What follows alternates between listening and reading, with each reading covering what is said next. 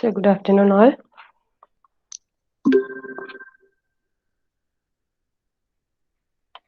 So last class we have discussed about the Myhill-Nerode theorem. Myhill-Nerode theorem prove ചെയ്യുന്നത് നമ്മൾ first property implies the second property വെച്ച് നമ്മൾ prove ചെയ്തിട്ടുണ്ടായിരുന്നു. So next we are going to prove 2 implies 3, that is നമുക്ക് ഇവിടെ ഒരു example വെച്ചിട്ടാണ് നമ്മൾ കാണിച്ചു. Am I audible? Audible അല്ലേ? Okay, so here we are using an example where we are given with a DFA or a DFA തന്നിട്ടുണ്ട്. Then if we have to prove that the property 2 or from the property 2 we have to reach at the property 3. Okay, so for that we are starting with a DFA, and DFA, we know that DFA accepts the string. And here from this DFA, you can see that it accepts the string that is having a single A. ഒരു A വരുന്ന സ്ട്രിങ്സിനെ നമുക്ക് ഈ ഒരു DFA accept ചെയ്യല്ലോ. കാരണം എന്താ, we will start with a Q0. Here we will start with the Q0. Q0ൽ നിന്ന് നമ്മൾ സ്റ്റാർട്ട് ചെയ്ത് എവിടെ എത്തണം നമ്മൾ? Q0 ന്ന് സ്റ്റാർട്ട് ചെയ്ത് we have to reach at the final state. അല്ലെ, ഫൈനൽ സ്റ്റേറ്റിലോട്ടേക്ക് നമ്മൾ എത്തണം. That is Q0 is our start state and Q2 and Q1 are the final states. So Q0 ന്ന് accept ചെയ്ത് അല്ലെങ്കിൽ ഇൻപുട്ട് നമ്മൾ കൊടുത്തതിന് ശേഷം നമ്മൾ എവിടെ എത്തുന്നുണ്ട്? If we get a single A, we can reach at the final state Q1. So we can say that this DFA accepts any strings that is having a single A. ഒരു single A വരുന്ന സ്ട്രിങ്ങിന് ബാക്കി എന്ത് term ആയാലും ഒരു single A വരുന്ന case വരെ നമുക്ക് എന്ത് ചെയ്യും? ഈ ഒരു DFA accept ചെയ്യും. And suppose here we are taking a sigma star, which means the set of input symbol that can be given as the input to this particular DFA, and we are taking 3 equivalent classes, that is J0, J1 and J2 are taken as the 3 equivalent classes. And J0 means it is the a set of string, or J0 class will include the set of string that take from Q0 to Q1. Q0 ന്ന് Q1 ലോട്ടേക്ക് പോകാൻ നമ്മൾ എന്തൊക്കെ strings ആണോ use ചെയ്യുന്നത്, അതായത് sorry J0 എന്ന് പറയുന്നത് Q0 ന്ന് Q0 ലോട്ടേക്ക് പോകാൻ. That is J0 means Q0 to Q0, what all strings we are using that can be represented in J0, and J1 means Q0 to Q1, what all strings are required to move from Q0 to Q1, and J2 means what all strings that is required from Q0 to start from Q0 and we have to reach at the Q2. Okay, so Q0 ൽ നിന്ന് Q0 ലോട്ടേക്ക് പോകാൻ നമ്മൾ ഇവിടെ എന്താ, ഇവിടെ B ആണ് നമ്മൾ കൊടുത്തിരിക്കുന്നത് അല്ല. It means that be star, that is we can have epsilon, then A single B or more than 1 B, അതായത് 2 ആവാം, 3 B ആവാം, 4 B ആവാം, etc. N number of B can be used to move from Q0 to Q0. ഒരു single transition Q0 ന്ന് ഒരു single transition വേണമെങ്കിൽ either we can have an epsilon or a single B. And in order to for a J1 എന്ന് പറയുന്ന ക്ലാസ്സിൽ എന്താ വരുന്നത്? Q0 ന്ന് Q1 ലോട്ടേക്ക് പോവാൻ, Q0 ന്ന് Q1 ലോട്ടേക്ക് പോവാൻ നമുക്ക് എന്തൊക്കെ പറ്റും? We can have a single A. ഒരു സിംഗിൾ A ഉണ്ടെങ്കിൽ നമുക്ക് എവിടെ എത്താം? Q1 ൽ എത്താം. That is represented as A here. And if we have a BA, that is ഒരു പ്രാവശ്യം ഇങ്ങോട്ടേക്ക് വന്നു, ഇവിടത്തേക്ക് വന്നു, then we can have a single A. That is BA can be a string that we can start from Q0 and we will reach at Q1. Same way we can again have B, A, B, etc. Okay, because here also we have a B. ഇവിടെ Q1 ൽ നിന്ന് again നമുക്ക് എന്തുണ്ട്? B ഉണ്ട്. So we can also have BAB. അങ്ങനെ BAB ന്റെ combination ഇത്രയും വരാം. Okay, so here in J2 we know that Q0 ന്ന് Q2 ലോട്ടേക്ക് എത്താൻ എന്തായിരിക്കും വേണ്ടത്? Either we can have AA, that is single A, ഇവിടെ Q1 ലെത്തും, Q1 ന്ന് A accept ചെയ്ത് കഴിഞ്ഞാൽ Q2 ലെത്തും. So we can have AA. Then next is we can have ABA, that is Q1 ൽ B ഒരു പ്രാവശ്യം വന്നു, that is ABA. Then either we can have Q0 ൽ B വന്നു, BAB, A B വരാം. ഇപ്പൊ കാരണം Q0 Q1 ആൻഡ് Q2 എന്തുണ്ട് ബി അതിലത്തോട്ടേക്ക് തന്നെ ട്രാൻസിഷൻ ഉണ്ട്. So these are the possible strings that come under this equivalent classes. And we can say that നമ്മൾ D F എയിൽ സ്റ്റാർട്ട് ചെയ്തു, അതിൻ്റെ അകത്തുനിന്ന് എന്ത് കൺസിഡർ ചെയ്തു, we have considered the input string sigma star, and from this D F A we know that what will be the finite index for this D F A. What was the finite index that we have discussed in the last class? Finite index എന്ന് പറഞ്ഞാൽ എന്തായിരുന്നു? It is the number of states that is present in the DFA. So from this DFA we know that there the finite index of this particular DFA is 3, because there are only 3 states in this DFA. So finite index നമുക്ക് 3 ആണെന്ന് അറിഞ്ഞു. Then L എന്ന് പറയുന്നത് എന്താണ്?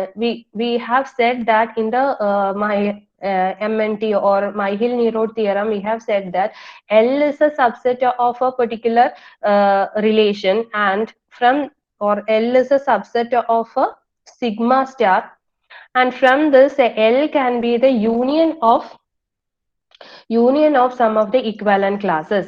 L എന്ന് പറയുന്നത് എന്താ equivalent ക്ലാസസിന്റെ union ആണെന്ന് നമ്മൾ പറഞ്ഞിട്ടുണ്ട് അല്ലെ, sum of the equivalent classes. So നമുക്ക് ഇവിടെ എല്ലിനെ നമുക്ക് J1 യൂണിയൻ J2 എന്ന് പറഞ്ഞ് കൺസിഡർ ചെയ്യാം. കാരണം ഇവിടെ J1നെയും J2നെയും മാത്രമാണ് ഒരു ഇക്വലന്റ് ക്ലാസ് ആയിട്ട് കൺസിഡർ ചെയ്യാൻ പറ്റുക. രണ്ടും കൂടി ഒരു സിംഗിൾ സ്റ്റേറ്റ്, സിംഗിൾ ക്ലാസ് ആയിട്ട് നമുക്ക് കൺസിഡർ ചെയ്യാൻ പറ്റുന്നത്.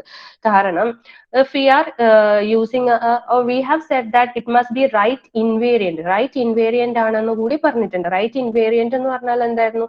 XRMY, if we have an XRMY or RLY, നമുക്ക് എന്ത് ചെയ്യാം? XZ RM എന്തായിരിക്കണം? YZ ആയിരിക്കണം. So if we add or concatenate any of the string with the string in this particular classes, അത് എന്തായിരിക്കണം? ബാക്കിയുള്ള ക്ലാസ്സിലും അതിന് ഈക്വലന്റ് ആയിട്ടുള്ള ആക്സെപ്റ്റിംഗ് സ്ട്രിങ്സ് ഉണ്ടായിരിക്കണം. At is if you are considering in case of J0, നമ്മൾ J0ന്റെ കേസിൽ നമ്മൾ എന്ത് ചെയ്യുന്നു? If you are taking Z as B, Z-നെ നമ്മൾ ബി ആയിട്ട് എടുത്തു. അതായത് ഇവിടെ നമ്മൾ തന്നിരിക്കുന്ന ഓഗ്മെന്റ് ചെയ്യുന്ന Z-ന് സപ്പോസ് ഞാൻ ഇവിടെ എക്സാമ്പിളിൽ ഒരു ബി എന്ന് പറയുന്ന സ്ട്രിങ് ആയിട്ട് കൺസിഡർ ചെയ്യുവാണെങ്കിൽ, സപ്പോസ് ഞാൻ ഈ ഒരു എക്സാമ്പിൾ ആണ്, ഈ ഒരു കേസ് ആണെന്ന് നോക്കുക. സത്യസ് ഞാൻ ഇതിന്റെ കൂടെ ഒരു ബി കൂടെ ഓഗ്മെന്റ് ചെയ്ത് കഴിഞ്ഞാൽ, okay, so we will get B എന്ന് പറയുന്ന സ്ട്രിങ് നമുക്ക് ആക്സെപ്റ്റ് ചെയ്യാൻ പറ്റുമോ? ഈ ഒരു ഫൈനൈറ്റ് DFA ആക്സെപ്റ്റ് ചെയ്യുന്നുണ്ടോ? ഇല്ല. കാരണം എന്താ? ഇവിടെ ബി വന്നു, പിന്നെ നമുക്കൊരു എ വന്നാൽ മാത്രമേ എന്താവുള്ളൂ, it will accept that particular string. So this will not be accepted. But അതേ സെയിം കാര്യം ഞാൻ ഇവിടെ ബി എന്റെ കൂടെ ഞാൻ അഗെയിൻ സെഡിന്റെ ടേം, അതായത് ബി ഇവിടെ ആഡ് ചെയ്തു. അങ്ങനെയാണെങ്കിൽ നമുക്ക് വരുന്നത് എന്താണ്? BAB. And you have to check whether this is accepted by this particular DFA. Yes, this will be accepted. എന്തുകൊണ്ട് accept ചെയ്യുന്ന? B ഒരിക്കൽ വന്നു, A വന്നു, then B, it will reach at the final state Q1. So this particular string will be accepted by this DFA. But ഇവിടെ നമ്മൾ പറഞ്ഞ കാര്യം ഇത് ആക്സെപ്റ്റ് ചെയ്യില്ല. കാരണം ബി എന്ന് പറയുന്ന സ്ട്രിങ് ഇൻപുട്ട് ചെയ്ത് കഴിഞ്ഞാൽ നമുക്ക് ഇവിടെ റീച്ച് ചെയ്യാൻ പറ്റില്ല, ഈ ഫൈനൽ സ്റ്റേറ്റിൽ റീച്ച് ചെയ്യാൻ പറ്റില്ല. So it will not be accepted. അപ്പൊ J0 J1 എന്ന് പറയുന്ന നമുക്ക് രണ്ടിനെയും ഒരു ഇക്വലന്റ് ക്ലാസ് ആയിട്ട്, ഇതിനെ രണ്ടിനെയും ഇക്വലന്റ് ക്ലാസ് ആയിട്ട് കൺസിഡർ ചെയ്യാൻ പറ്റില്ല. കാരണം ഒന്നിലെ ആക്സെപ്റ്റ് ചെയ്യുന്ന കാര്യം മറ്റേതിൽ ആക്സെപ്റ്റ് ചെയ്യുന്നില്ല. ഓക്കെ, സെയിം വേ നമ്മൾ J0വും J2വും കൂടി കൺസിഡർ ചെയ്യുവാണെങ്കിൽ, ഓക്കെ, ഇത് ഈ സെയിം എക്സാമ്പിൾ തന്നെ എടുക്കുവാണ്. ബി ഓഗ്മെന്റ് ചെയ്തു, അതിന്റെ കൂടെ ഇവിടെ ഞാൻ ബി അഗെയിൻ ഓഗ്മെന്റ് ചെയ്തു എന്ന് വിചാരിക്കുക. J2ന്റെ അകത്ത് എന്റെ കൂടെ ബി ഓഗ്മെന്റ് ചെയ്തു, ഓക്കെ, ഓർ കൺകാറ്റിനേറ്റ് ചെയ്തു. കൺകാറ്റിനേറ്റ് ചെയ്ത് കഴിഞ്ഞാൽ we can check whether this particular string is accepted. നമുക്ക് ഇവിടെ ആക്സെപ്റ്റ് ചെയ്യുന്നുണ്ടോ നോക്കുക. കാരണം എന്താ? എ വന്നു, ഒരു പ്രാവശ്യം എ വന്നു, ദെൻ എ എവിടെ എത്തി? Q1 എന്ന് എ ആക്സെപ്റ്റ് ചെയ്ത് Q2ലെത്തി, Q2 എന്ന് ഒരു ബി ആക്സെപ്റ്റ് ചെയ്ത് കഴിഞ്ഞാൽ നമ്മൾ ഇവിടെ തന്നെ എത്തും, Q2 എന്ന് പറയുന്ന ആക്സെപ്റ്റിംഗ് സ്റ്റേറ്റിൽ എത്തും. So this particular string will be accepted. പക്ഷെ ഇവിടെ നമ്മൾ എടുത്തത് എന്താ? ബി എന്ന് പറയുന്ന സ്ട്രിങ് ആക്സെപ്റ്റ് ചെയ്യില്ല. So we can not consider J0 and J2 as a equivalent classes. ഇതും പറ്റില്ല. J0 ആൻഡ് J1 എന്ന് പറയുന്ന ഇക്വലന്റ് ക്ലാസ് ആയിട്ട് കൺസിഡർ ചെയ്യാനും പറ്റില്ല. And next if you are taking J1 and J2, ഇനി J1 J2 സെയിം കേസ് നോക്കിക്കോ. ഇവിടെ നമ്മൾ എടുത്ത ബി എന്റെ കൂടെ ഒരു എന്താ Z ഓഗ്മെന്റ് കൺകാറ്റിനേറ്റ് ചെയ്തപ്പോഴും, ഇവിടത്തെ ഇതിന്റെ കൂടെ ഒരു ബി കൺകാറ്റിനേറ്റ് ചെയ്തപ്പോഴും നമുക്ക് എന്ത് കിട്ടി? കിട്ടിയിട്ടുണ്ട്. സെയിം, അതായത് രണ്ട് ഇൻപുട്ട് സ്ട്രിങ് ഉണ്ടായാലും ആ സ്ട്രിങ്സ് ഒക്കെ എന്തായിരിക്കും ആക്സെപ്റ്റിംഗ് സ്റ്റേറ്റിലോട്ടേക്ക് പോകുന്നുണ്ട്. So that's why we are taking J1 and J2 as the equivalent classes. So equivalent class എന്ന് പറയുന്നത് എന്താ, ആ L എന്ന് പറയുന്നത് നമ്മൾ എന്ത് പറഞ്ഞിട്ടുണ്ട്, it is the union of sum of the equivalent classes. So J1 and J2 are the equivalent clauses. So we can define L as the J1 union A to J2 because it is the union of two equivalent classes and it is right invariant. Right invariant ആണ്, അതുകൊണ്ടാണ് നമുക്ക് ഇങ്ങനെ group ചെയ്യാൻ പറ്റിയത്. So ആ ഒരു method apply ചെയ്തിട്ടാണ് നമുക്ക് ഇതുപോലെ കിട്ടിയത്, J1 യൂണിയൻ J2 എന്ന് നമുക്ക് കിട്ടിയത്. ഓക്കെ, സോ റൈറ്റ് ഇൻവേരിയന്റ് ആണെന്ന് നമ്മൾ പ്രൂവ് ചെയ്യണമെങ്കിൽ നമ്മൾ എന്ത് പറഞ്ഞിട്ടുണ്ട്, നമ്മൾ 2 implies 3 ചെയ്തു കഴിഞ്ഞാൽ 3 എന്ന് പറയുന്ന പ്രോപ്പർട്ടി വണ്ണിലോട്ടേക്ക് റീച്ച് ചെയ്യുന്നതെന്ന് പറയാം. That is prove RL is right invariant. RL right invariant ആണെന്നാണ് പ്രൂവ് ചെയ്യേണ്ടത്. സോ RL റൈറ്റ് ഇൻവേരിയന്റ് ആണെങ്കിൽ നമുക്ക് എന്ത് പറയാം, if x RL Y is right invariant ആണെങ്കിൽ എന്തായിരിക്കണം, x z element of L then y z is also element of L. Z അതിന്റെ കൂടെ കൺകാറ്റിനേറ്റ് ചെയ്ത് കഴിഞ്ഞാൽ വൈ സെഡിന്റെ കൂടെ എൽ കൺകാറ്റിനേറ്റ് ചെയ്ത് സോറി സെഡ് കൺകാറ്റിനേറ്റ് ചെയ്ത് കഴിഞ്ഞാൽ it must both be the element of L. Okay, so if you are considering a string W, any string W, ഒരു string ആയിട്ട് നമ്മൾ W നെ കൺസിഡർ ചെയ്യുന്നു. So if we are taking x W Z element of L, okay, x W Z element of L ആണെന്ന് നമുക്ക് പറയണമെങ്കിൽ നമുക്ക് അതിൻ്റെ അകത്ത് നിന്ന് എന്ത് എഴുതാം, y W Z is element of L എന്ന് എഴുതാം. If it is right invariant then we can write it like this for every W and for every Z. ഏത് Z ഇതിന്റെ കൂടെ കൺകാറ്റിനേറ്റ് ചെയ്ത് കഴിഞ്ഞാലും, ഏത് സ്ട്രിങ് ഇതിന്റെ അതായത് W ഏത് ഇതിന്റെ കൂടെ കൊടുത്തു കഴിഞ്ഞാലും നമുക്ക് എന്തായിരിക്കും, അതെല്ലാം ഏതിൽ ബിലോങ് ചെയ്യുന്നതായിരിക്കും, L എന്ന് പറയുന്ന സെറ്റിൽ ബിലോങ് ചെയ്യുന്നതായിരിക്കും. So from this we can say that XW RL YW, that is RL എന്ന് പറയുന്നത് എന്താണ്, റൈറ്റ് ഇൻവേരിയന്റ് ആണെന്ന് നമുക്ക് പ്രൂവ് ചെയ്യാൻ പറ്റും. ഓക്കെ, then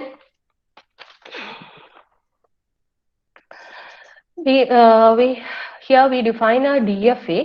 DFA നമ്മൾ കൊടുത്തിട്ടുണ്ട്, എം ഡാഷ് എന്ന് പറയുന്ന ഒരു DFA കൊടുത്തിട്ടുണ്ട്. അത് K dash sigma del dash Q dash F dash ആണ് നമുക്ക് തന്നിരിക്കുന്നത്. അങ്ങനെയാണെങ്കിൽ അതിന്റെ ഇൻഡെക്സ് എന്ന് പറയുന്നത് എന്തായിരിക്കും, നമ്മൾ പറഞ്ഞിട്ടുണ്ട് ഒരു DFA പറഞ്ഞു കഴിഞ്ഞാൽ ആ DFAയിൽ എത്ര നമ്പർ ഓഫ് സ്റ്റേറ്റ്സ് ഉണ്ടോ അതായിരിക്കും എന്താ ഇൻഡെക്സ് എന്ന് പറയുന്നത്.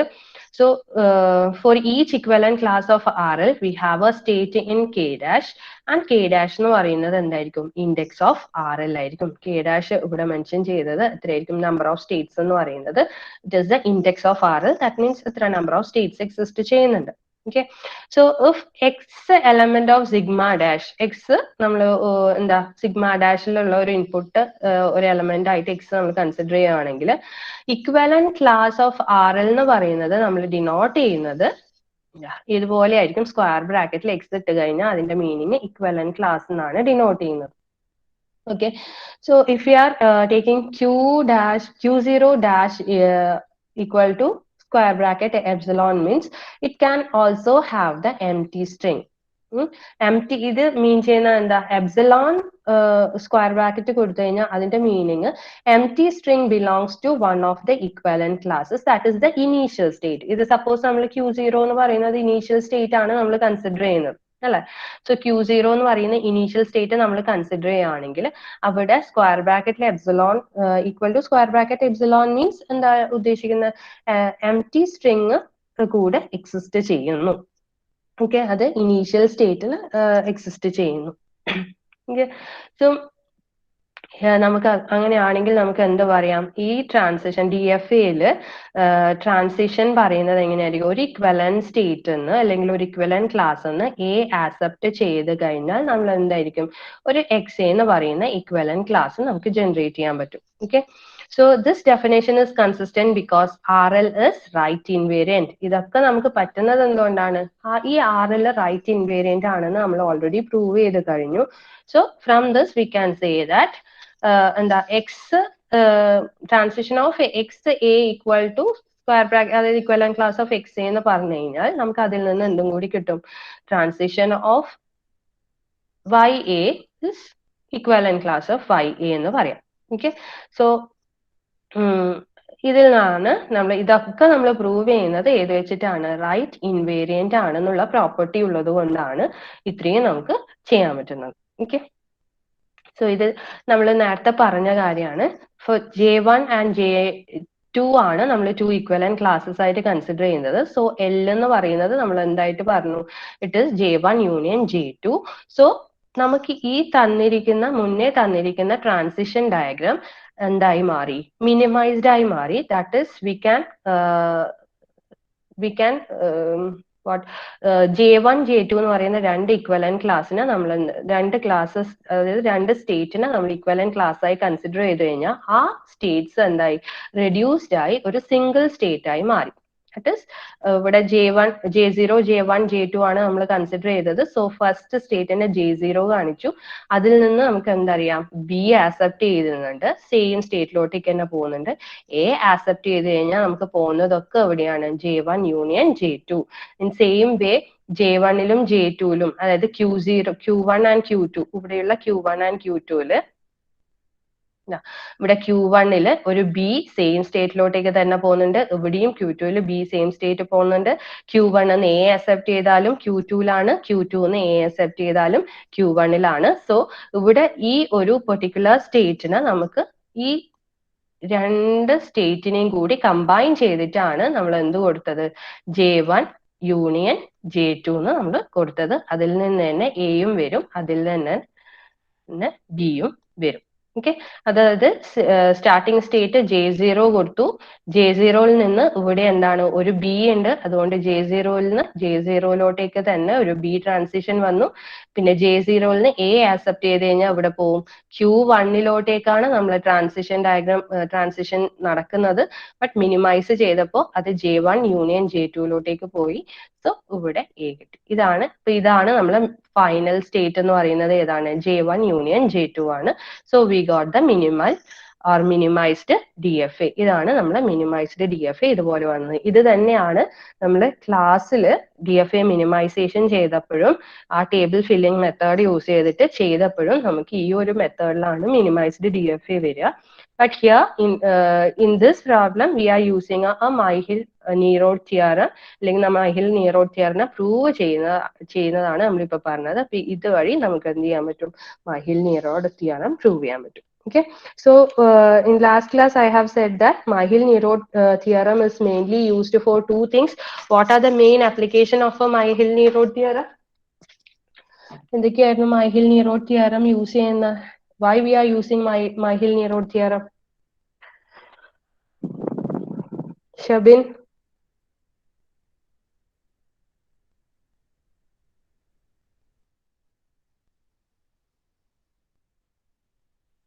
Prince?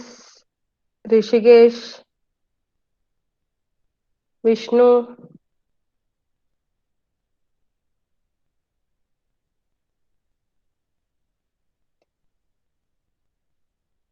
Please unmute your mic and respond.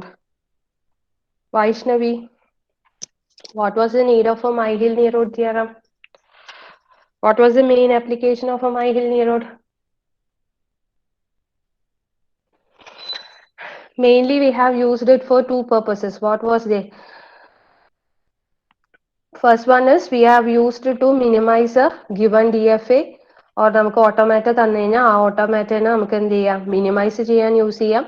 Then we can use to prove that it is language is not regular. ഒരു ലാംഗ്വേജ് റെഗുലർ അല്ല എന്ന് പ്രൂവ് ചെയ്യാൻ വേണ്ടിയിട്ട് നമുക്ക് Myhill-Nerode theorem യൂസ് ചെയ്യാം. So application of Myhill-Nerode theorem is in order to minimize a DFA and in order to prove that a language is not regular. Pumping ലെമ്മയിൽ ചെയ്യാൻ പറ്റാത്ത, നോട്ട് റെഗുലർ ആണെന്ന് പ്രൂവ് ചെയ്യാൻ പറ്റാത്ത കാര്യങ്ങൾ നമുക്ക് ഏത് യൂസ് ചെയ്തിട്ട് ചെയ്യാം? Myhill-Nerode theorem യൂസ് ചെയ്തിട്ട് നോട്ട് റെഗുലറിന് പ്രൂവ് ചെയ്യിപ്പിക്കാൻ പറ്റും.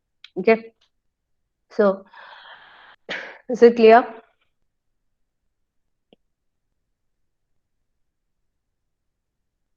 Rasi? Anupama, Rasi? Yes, ma'am. So here we have an example. That is how we can prove that a language is not regular. Okay, so ഒരു language തന്നിട്ടുണ്ട് നമുക്ക് L equal to a raised to n b raised to n where n greater than or equal to 1 means n greater than or equal to 1 ആണെന്ന് പറഞ്ഞു കഴിഞ്ഞാൽ അതിന്റെ meaning എന്താ? ഈ L എന്ന് പറയുന്ന സെറ്റിൽ എന്തൊക്കെ ഉണ്ടാവാം? If we are taking n equal to 1, we can have a b, same number of a and b ഉള്ള സെറ്റിനെയാണ് നമ്മൾ L ആയിട്ട് കൺസിഡർ ചെയ്യുന്നത് അല്ലെ. So if it is n equal to 2, we can have a and b. Okay, same number of a's and b's. At is n greater than or equal to 1 ആണ് കൊടുത്തിരിക്കുന്നത്. That means it cannot have an epsilon value. Okay, n 1 ആണെങ്കിൽ a b വരാം, 2 ആണെങ്കിൽ a b b വരാം, 3 ആണെങ്കിൽ a b b b വരാം. So that is the set. Then if we want to prove that it is not regular, നമ്മൾ എന്താ pumping lemma use ചെയ്തപ്പോൾ നമ്മൾ എന്താ ചെയ്തത്? First we have assumed that it is regular. Same way നമ്മൾ എവിടെയും assumption നടത്തുവാണ് L is regular. So by using a Myhill-Nerode theorem, we can say that L എന്ന് പറയുന്നത് എന്താ? It is the union of some of the equivalent classes of right invariant equivalence relation of finite index. അതാണ് Myhill-Nerode theorem പറയുന്നത്. So നമുക്കറിയാം L എന്ന് പറയുന്നത് equivalent ക്ലാസിന്റെ union ആണ്. അത് റൈറ്റ് ഇൻവേരിയന്റ് ആയിരിക്കണം, അതിനൊരു ഫൈനൈറ്റ് ഇൻഡെക്സ് ഉണ്ടായിരിക്കണം. Okay, so we are considering a string which has a square, a cube, a4 അങ്ങനെ ഒരു string നമ്മൾ കൺസിഡർ ചെയ്യുവാണെങ്കിൽ each one cannot be in different equivalent classes. നമുക്ക് a raised to m equivalent to a raised to n എന്ന് പറയാം, കാരണം m not equal to n ആണ്. നമുക്ക് അറിയാം a raised to n equal to b raised, രണ്ടും same number of values വന്നാൽ മാത്രമേ ആ ലാംഗ്വേജ് ആക്സെപ്റ്റ് ചെയ്യുള്ളൂ.